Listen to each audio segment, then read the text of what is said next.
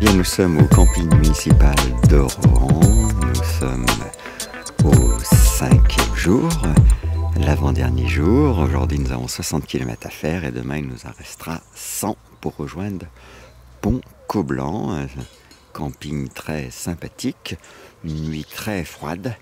On a survécu tant bien que mal, mais nos duvets étaient un petit peu justes pour la froideur cette nuit. Et puis le soleil se lève sur le canal et on aperçoit au-dessus du canal la brume de ce jour naissant, quoiqu'il est déjà 8h30, donc on n'a pas émergé très tôt ce matin. Voilà, et si le soleil se maintient, ben ça s'annonce comme une belle journée sur ce canal qui n'en finit pas de nous réjouir de jour en jour.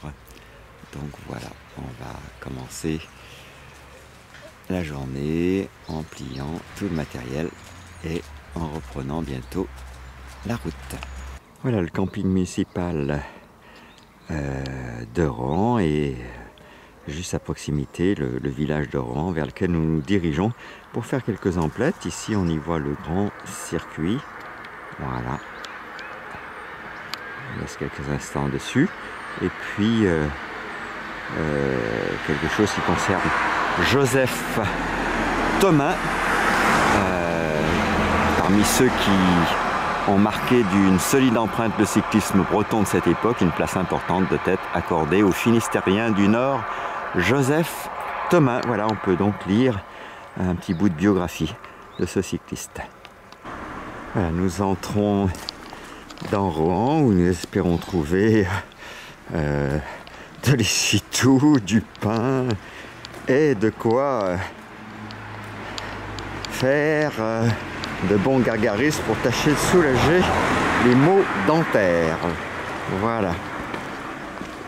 Petite vue sur l'église de Rohan. Nous sommes à un carrefour, donc on y voit vers la droite l'indication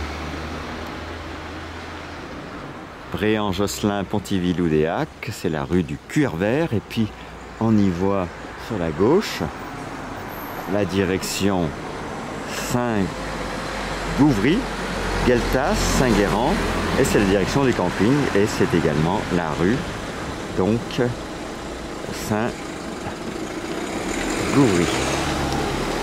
la rue de Saint-Gouvry. Voilà. Une nouvelle vue sur l'église de Rohan, un endroit bien, ma foi, très sympathique. Eh bien, il est 11h20. Normalement, si tout va bien, dans 10 minutes, on est parti. Eh bien, on doit dire qu'on est les derniers à chaque fois. On n'est pas encore au top pour le temps de pliage, mais après tout, qu'importe. Voilà, même les familles avec 2 enfants ou plusieurs, comme vous en voyez passer actuellement, sont déjà en route. Alors, je suppose qu'on a une bonne marge de progrès pour améliorer notre temps de pliage le matin. Voilà, le pliage de la tente qu'on persiste à vouloir laisser sécher, malgré un soleil qui reste voilé, eh bien, plombe évidemment le temps que nous prenons pour plier tout ça au mieux. Eh bien, dans 10 minutes, on reprend la route, direction c'est Gouézec ou Gouarzec? Gouarec. Gouarec, voilà, direction Gouarec.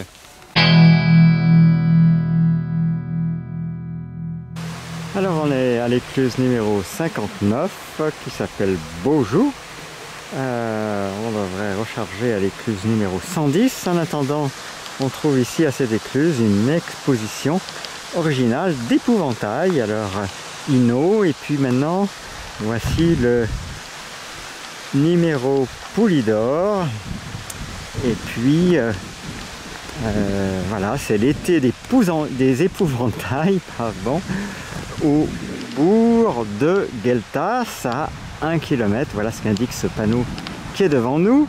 On voit qu'on est maintenant à 6 km de Rohan et que par ailleurs le temps ce matin est nettement plus sympathique. Alors, une petite vue de ces épouvantails qui ornent le canal. Très sympathique. Voilà, on va aller voir celui qui est au milieu d'un peu plus près. Et là, eh bien, le pont donne juste au-dessus d'une écluse qui semble opérationnelle. Voilà, puisqu'il n'y a pas si longtemps, on a vu une péniche remonter. À ce point, nous sommes également à 19 km de Pontivy. On vous présente ici Madame Capitaine Cook à droite et à gauche sur l'eau, Jacques sur la Méduse, le numéro de Monsieur Saupiquet. Et donc on va apercevoir au loin cette méduse avec un personnage qui tient en main un panneau Help.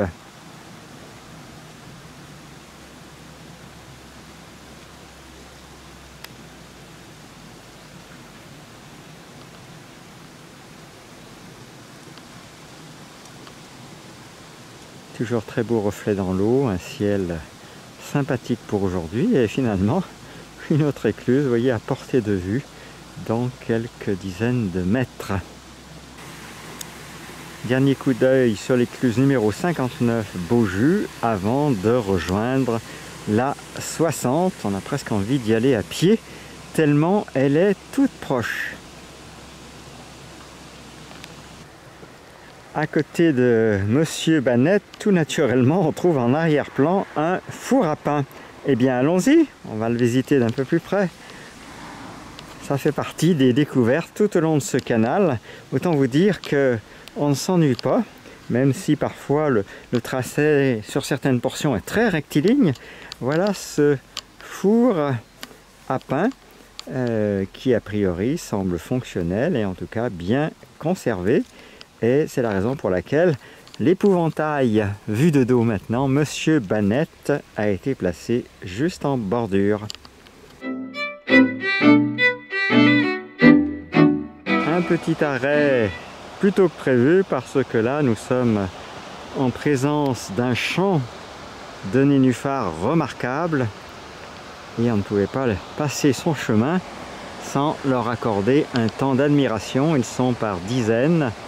Et voilà ce que ça donne, quelque chose d'exceptionnel me semble-t-il sur ce canal de Nantes à Brest qui n'a pas démérité depuis que nous le pratiquons avec chaque minute quasiment ces surprises délicieuses, d'autant qu'aujourd'hui le soleil est vraiment de notre côté et on aurait envie de s'arrêter pratiquement tous les 100 mètres. Voilà, donc il faut conjuguer un déplacement suffisant chaque jour et puis bien sûr l'appréciation de tout ce qui est présenté.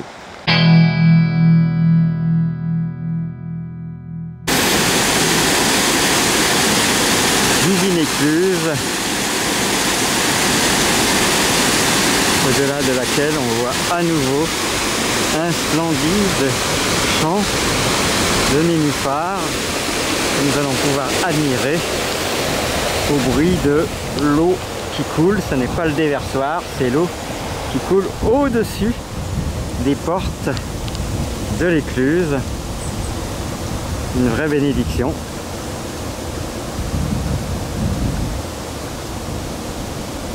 Et déjà, on aperçoit l'écluse suivante dans ces section du canal où les écluses sont extrêmement rapprochées.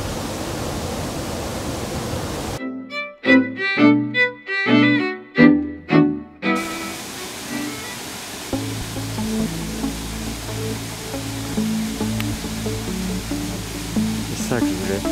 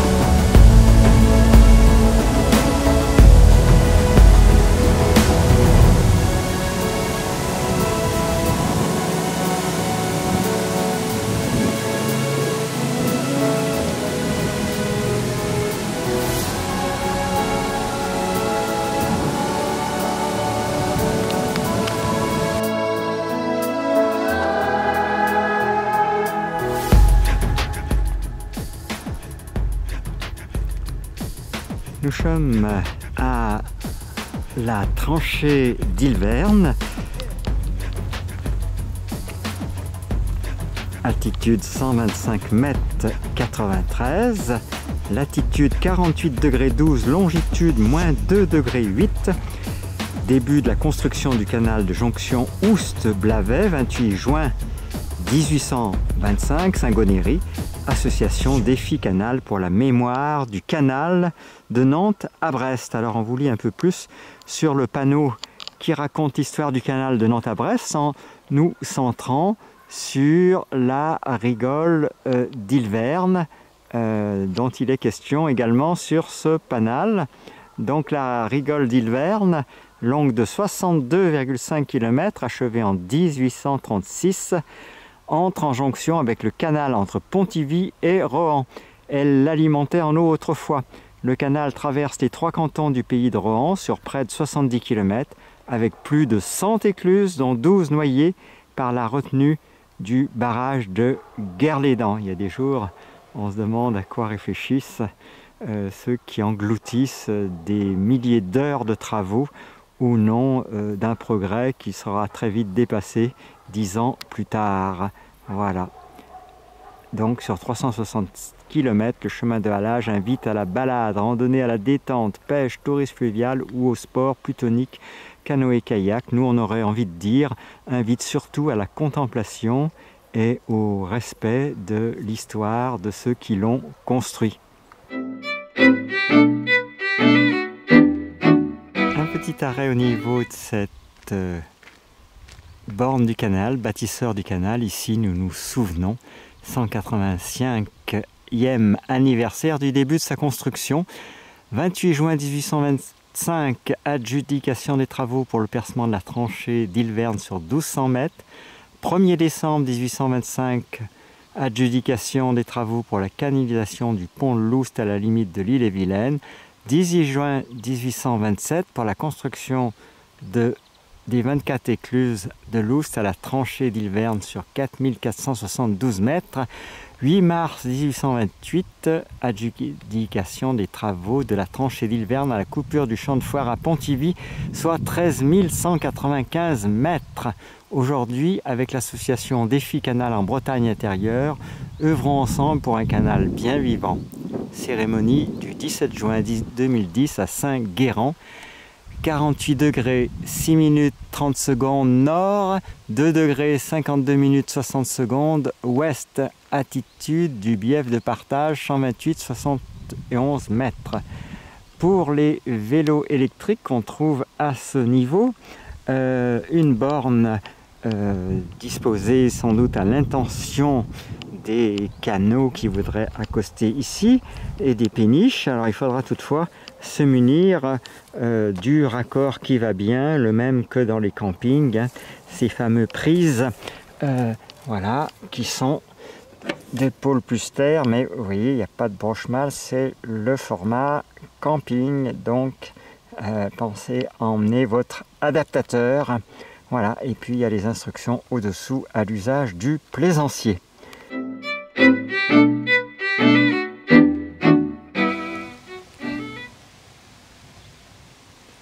Voilà, les vélos sont orientés direction Pontivy.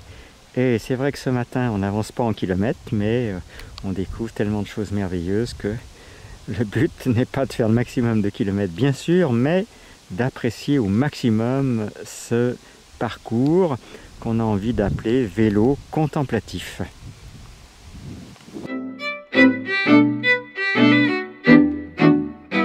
Alors une péniche sur notre trajet, alors comme elle barre l'écluse, on s'est un petit peu inquiété de se demander si ça pouvait poursuivre au-delà, mais oui, ça poursuit au-delà. Cette péniche a la particularité d'être tout en bois, et bien sûr son propriétaire est un grand connaisseur du bois, ceci explique cela. Et puis il y a des enfants qui habitent sur cette péniche, bonjour. Et donc on est en train de faire un petit film pour relater cette découverte en cours de route. Alors une péniche fleurie, hein, avec plein de... Pardon ? C'est pas vraiment une péniche. Comment ça s'appellerait alors ? Une touffe. Pardon ? Une touffe. Une touffe ? Non ? Comment ça s'écrit ? T-O-U-E. P-O-I-E ? T-O-U-E. Ah, j'ai du mal à comprendre parce que j'ai perdu les aigus dans mon oreille alors. Et donc la péniche en question, ou qui s'appelle pas une péniche en réalité, eh bien elle s'appelle Ondine. Voilà. Et puisqu'on nous a fait l'honneur de nous autoriser à la prendre en photo, eh bien voilà une vue plus précise de cette qu'on va appeler nous une péniche. Et voilà. Donc voilà, péniche fort jolie ma foi, avec des propriétaires charmants. Et on est donc à une écluse. Comment elle s'appelle l'écluse? On sait pas. Bon, c'est pas grave, on trouvera ça.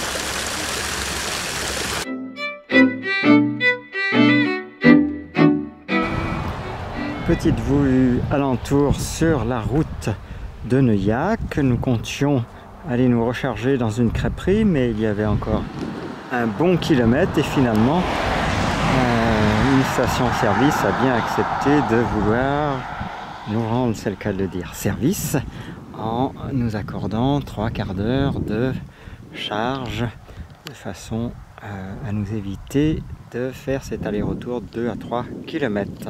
Donc voilà, on est ici pour environ 35 minutes de recharge de nos batteries respectives.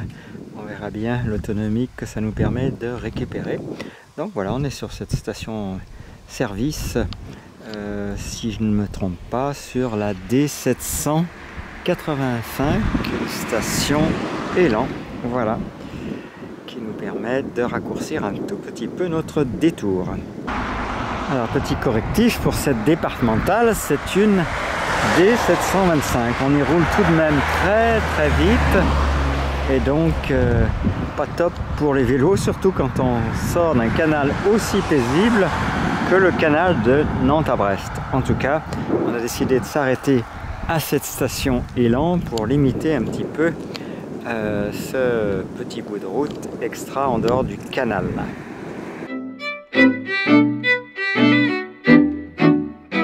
Petite visite des toilettes sèches à proximité de l'écluse numéro 116, écluse dans laquelle on trouve, dans la maison éclusière, je suppose le siège social de l'association Canal Guerlédan Pontivy. Et ces toilettes sèches peuvent donner des idées à d'autres parce qu'elles sont tout à fait intégrables, me semble-t-il, dans un appartement ou dans une maison. Il y a ici un mode d'emploi, je fais un gros plan dessus pour ceux qui veulent en savoir plus, et on voit que c'est fourni le site grow-up-eurl.com, le développement durable en action. Je vous donne même le téléphone 02 97 59 29 95. Alors qu'est-ce qu'elles ont de super? Eh bien, elles ont de super qu'il y a une super réserve, c'est le cas de le dire, de ici. Où est-ce que je suis là? Voilà, de sciure. Donc au fur et à mesure qu'on se sert, avec cette pelle très bien conçue, eh bien ça descend quoi. Et par ailleurs, les toilettes ont une forme traditionnelle pour ceux qui craindraient un peu de retrouver, de retrouver le format des toilettes d'autrefois.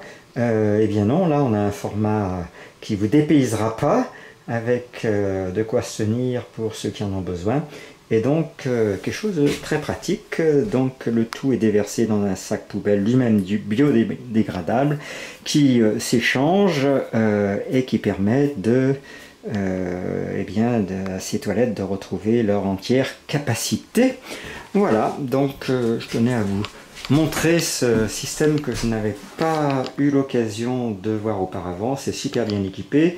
papier hygiénique fourni. Merci l'association Canal Guerlédan-Pontivy. Et puis même quelque chose, semble-t-il, pour non pas se rincer les mains, il n'y a pas de point d'eau, mais pour se nettoyer les mains. Voilà, il y a un équipement pour si vous passiez de nuit, donc vraiment ça a été super bien finalisé. Petite vue extérieure du lieu, voilà ce que ça donne. Je trouve que on doit féliciter tous ceux qui tâchent d'amener un meilleur respect de nos ressources et de notre environnement.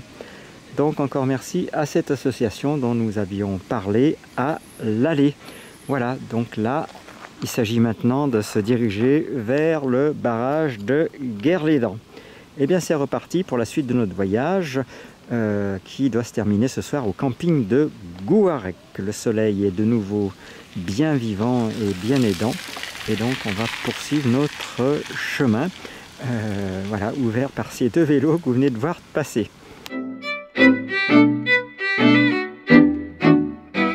On dirait bien qu'au fur et à mesure de notre périple, les aventures s'accélèrent et s'accumulent. En tout cas aujourd'hui, journée très riche. Vous voyez quand vous apercevez ce panneau pas très loin du barrage de Guerlédan, en fait vous allez trouver sur votre droite ce qu'on appelle un camping rural. Alors le voici, merveilleusement décoré. On a vu les coordonnées sur le véhicule et donc on va vous montrer ça d'un peu plus près. C'est super décoré en fleurs et toutes sortes de choses agencées avec goût, et on trouve sur la voiture bien sûr les renseignements de ce camping rural de Kénécan. Voilà, gros plan. Tenu par monsieur Bultel-Roger, lieu dit Kénécan, route de Cléguérec. Donc c'est une route qui est tout à côté du canal à cet endroit-là. Vous pouvez lire le téléphone 02 96 26 00 81 et c'est ouvert du 15 janvier au 15 décembre. Voilà, et puis un portable 06 02 30 07 75. Alors voilà, il y a toutes sortes de choses. Petite visite donc dans ce camping dont l'entrée est tout à côté. Et donc ça c'est la route que nous allons prendre ce soir jusqu'à Mur de Bretagne, jusqu'à la gare de Mur de Bretagne, ce qui nous permettra de rejoindre la voie verte au niveau de la gare. Et voici l'entrée du camping, alors un endroit sympa. Et après petite discussion avec un des campeurs fort sympathiques au demeurant, eh bien nous avons pu recharger nos vélos électriques en laissant une petite pièce. C'est pour 2 €, voilà nos vélos rechargés pendant environ 3/4 d'heure, ce qui devrait nous permettre d'atteindre notre point de chute de ce soir à Gouarec d'une manière plutôt sympathique et tranquille, après une journée qui s'avère riche en rencontres et en émerveillement. Voilà Léna en train de consigner quelques notes. Toute heureuse, et puis nos deux vélos voilà, parfaitement dans leur élément dans ce camping, voilà, parachuté du ciel, si on peut dire les choses comme ça. Voilà, d'un emplacement qui s'appelle Tente Sophie. Voilà, avec un point d'accès à l'électricité dont nous sommes effectivement dépendants pour nos vélos électriques, en attendant peut-être un jour de trouver une solution plus solaire qu'on pourrait accrocher sur la sacoche, mais ça c'est pas pour tout de suite. Donc voilà nos péripéties du jour, une vue générale de ce camping et de la campagne alentour et le lieu par où nous sommes rentrés. Il y avait également, semble-t-il, des prises en abondance ici. Donc voilà, donc ceux qui voyagent en vélo électrique, finalement, une fois un peu familiarisés avec la configuration du terrain, trouveront aisément à se recharger en toutes sortes de points. Et bien à bientôt pour la suite. Et bien pour ce 5e jour de rando vélo, il nous reste 11 km 7 avant d'atteindre le camping de Gouarec, et voici Léna qui vient nous rejoindre avec des lunettes de soleil. C'est vous dire le beau temps qu'il fait pour cette fin de soirée. Et là on a un petit bout de route bitumé qui, nous l'espérons, va bientôt nous permettre de rejoindre le canal de Nantes à Brest. C'est vrai qu'on n'aime pas le quitter finalement. C'est une immersion totale dans ce canal et autant qu'on peut y rester, autant c'est assez génial de pouvoir longer ces différents fleuves. C'est bon.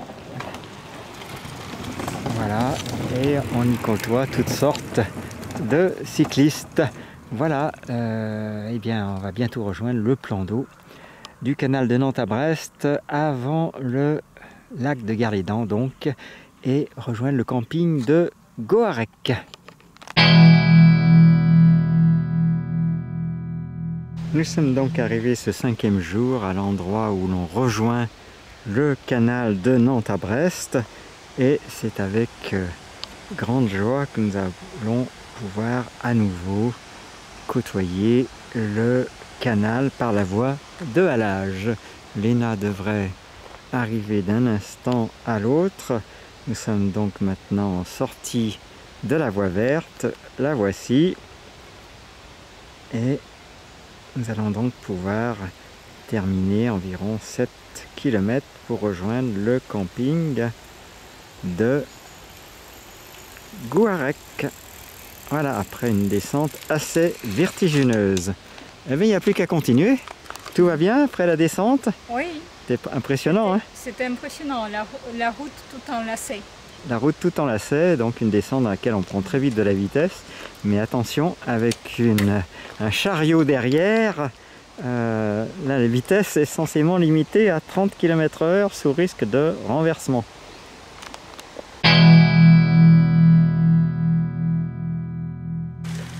Eh bien, nous sommes à l'écluse 140.